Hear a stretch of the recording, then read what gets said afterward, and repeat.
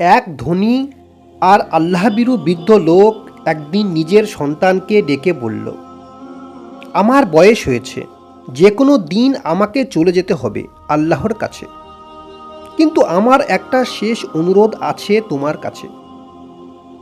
আমি মারা গেলে গোসলের পর যখন কাফন পরানো হবে, আমার পুরাতন মোজাগুলো আমাকে পরিয়ে দিও।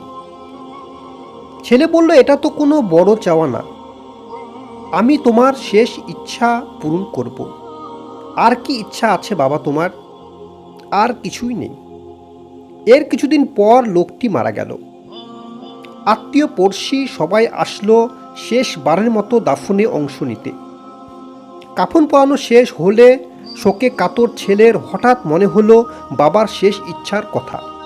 আর তখনই বাবার পুরাতন মোজা খুঁজে নিয়ে আসলো, কিন্তু মোজা পরাতে সবাই বাধা দিল।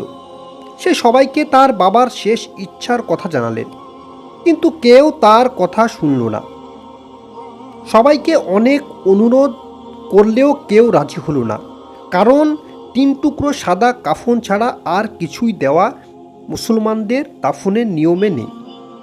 কিন্তু ছেলে অনড়, বাবার ইচ্ছা পরনে সে মোজা পরাবেই। এক সময় সে সিদ্ধান্ত নিল মোজা পরিয়ে দেবে। ঠিক এমন সময় তার বাবার এক বন্ধু এগিয়ে এসে ওকে বলল, গতকাল তোমার বাবা আমাকে একটা চিঠি দিয়ে বলেছিল সে মারা গেলে আমি যেন এটা তোমাকে জানাজার সময় দিই। ছেলে অবাক হয়ে চিঠি নিল আর পড়তে লাগলো, আমি আমার সব সম্পদ ছেড়ে চলে গেলাম। আমি জানি তুমি এখন আমার শেষ ইচ্ছা পূরণ করতে চেষ্টা করছো, কিন্তু শত চেষ্টা করেও তুমি আমাকে একটা পুরানো মোজা দিতে পারলে না।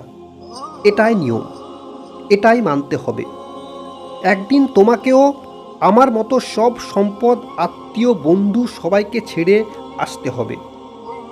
সেদিন তুমিও শুধু তোমার ভালো কাজ আর আল্লাহর হুকুম যা তুমি পালন করবে সেগুলো নিয়ে আসতে পারবে। তোমার সাথে শুধু তোমার আমল যাবে, এছাড়া একটা মোজাও আনতে পারবে না। নিজের নফসের অনুসরণ করো না, আল্লাহর সন্তুষ্টির চেষ্টা করো, উভয় জীবন সম্মানিত হবে। নামাজ বাদ দিও না, নামাজ ছাড়া কোনো গতি নেই।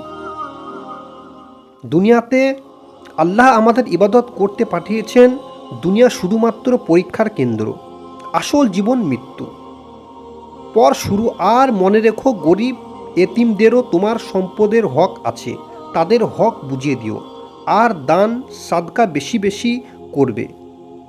আল্লাহ আমাদের সকলকে সঠিক বোঝার তৌফিক দান করুন এবং আল্লাহর পথে চলার তৌফিক দান করুন। আমিন।